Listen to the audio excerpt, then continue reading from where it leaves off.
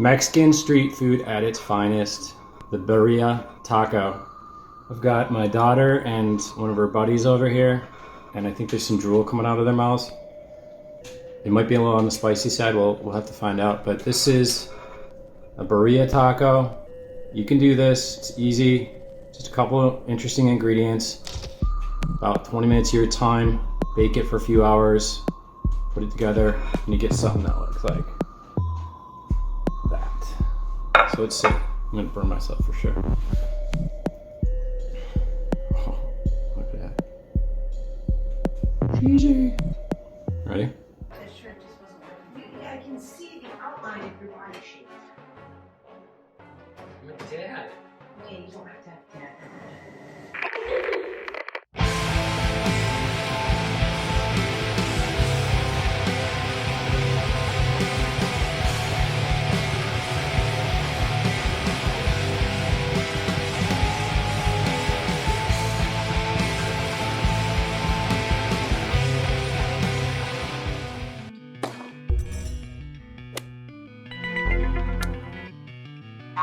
Only the dead have seen the end of war.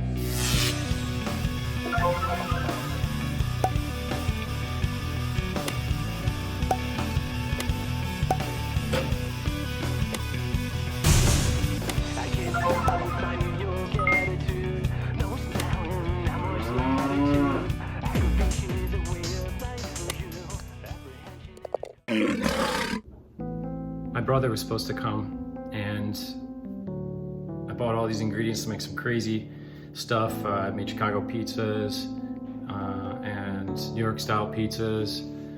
I made oysters, New Orleans style charbroiled, and I was gonna make birria tacos.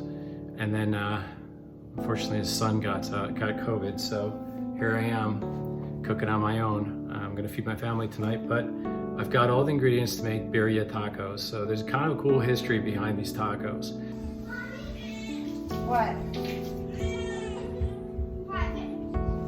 Yes, you can tell me something in private. In private. No, okay, let's get out of the kitchen. Daddy's working. Like, real. Okay.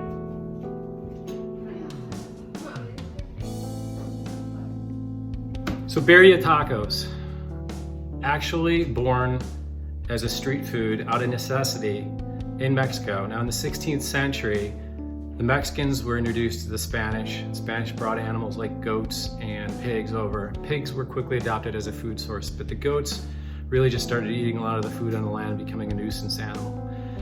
Famine occurred, and the Mexicans were looking for a food source. And so this nuisance animal, the goat, became that food source. And one of the things that was born from that were the birria tacos, which traditionally were made with goat. Now goat's kind of gamey, so lots of flavor through ancho and guajillo chiles was introduced into the dish to make them acceptable and tasty.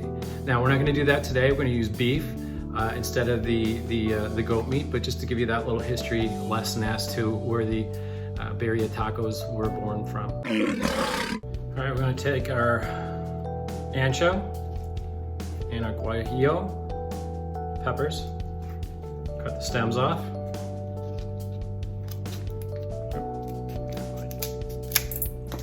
Just shut across the room. So for this recipe, we're gonna use 4 guajillo and 2 ancho dry peppers. So all you have to do, like the sexy man just said, is cut the stems off, cut them in half, and try to get as many seeds out as you can so they're not too spicy. Next, you're gonna wanna take avocado oil and get it all over your meat. You probably are gonna wanna put it in a much larger bowl than I did. It made it a lot more difficult than it had to be. After generously salting and peppering your meat, place it into a medium hot Dutch oven or cast iron pan, like that. You're gonna wanna get a nice deep brown color on this meat, so a minute or 2 per side. It may stick a little bit like that. That's okay. This is what it should look like. Now we're not cooking it fully, we're just browning it. Look how beautiful that looks. Yum. So you're gonna have a fond at the bottom of the pot. We're not gonna do much with that yet. We're gonna put onion in, Cook it down a little bit, add a little bit of garlic, let it sit for 10 or 15 seconds to become fragrant, then stir it in. Then we're gonna take a few tablespoons of apple cider. That is what's gonna get that fond off the bottom of the pan. Now place your meat back into the pot, every single piece, and don't forget to put the nice juices that are left in the pan back into the pot. That's just more flavor, and that's yummy. Our beef broth is at a boil. We're gonna add that boiling beef broth to the blender with the dried chilies. It ends up being about 2 cups. And just find something laying around and push those chilies down into the broth. Add a pinch of salt, a pinch of pepper, tablespoon of Mexican oregano, 2 teaspoons of coriander, and a teaspoon of cumin. Add that can of diced tomatoes and 2 chipotle peppers. Then just gently blend it for a few minutes on a medium-low speed. And you just made some red magic. Take your red magic, pour it over all the meat. Make sure you're covering every little bit. If the meat isn't fully covered, you can push the meat down a little bit with a spoon, or you can even add a little bit of water or broth to fully cover the meat. But just make sure the meat's fully covered with this red magic sauce. Let's just admire its beauty before we cook it. So we're going to put this concoction, this beef and sauce, and we're gonna throw it in the oven at 350 for 2.5 to 3 hours. Pull it out and you'll see what comes next, the build. Cover your pot and don't forget it's hot. Yep. So use something, maybe not your sleeves, something like a pot holder, put it in the oven, 350, and find something to do for 3 hours. After 3 hours of checkers or chess with your kids, pull the pot out and lift the lid. Be careful, there's steam, lots of it. This is what you should get, a nice, beautiful, meaty concoction. Yummy. You can take tongs and break the meat apart a little bit. It should look pretty fork tender like that. But take something and just sort of break it apart in the pot and then put those pieces on a plate. Again, it should just break apart. Daddy wants to eat you. You'll want to further mash up the meat so it's better prepared for the tacos. Okay. So, good job. So you remember that red magic? Grab a corn tortilla and dip it in on one side. Don't worry if it breaks it a little bit. Put it into a medium hot cast iron pan and let it cook for a few minutes on that side. Take your mashed up meat and put a generous heap in the middle of your corn tortilla while it's frying. Like that. Got that. Now heap on some of that Monterrey Jack cheese and let it cook for another 30 seconds to a minute like that. Grab your tongs and flip it onto its side. Be careful. Then you're going to want to mash it down a little bit with something more sturdy like a spatula or this fish spatula that I'm using. Ladle a little bit of the red magic on the one side of the taco.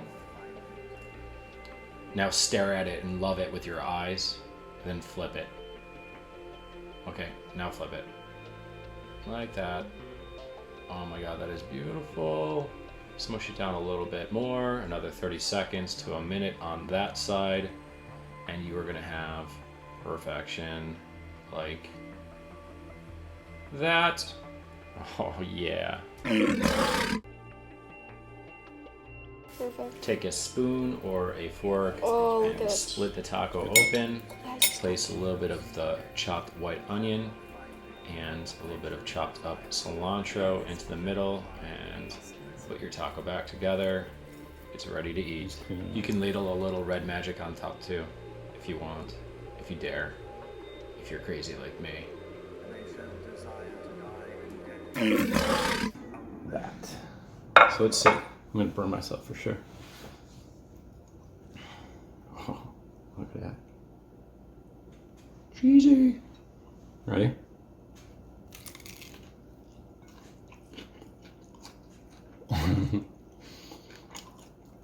It's not good.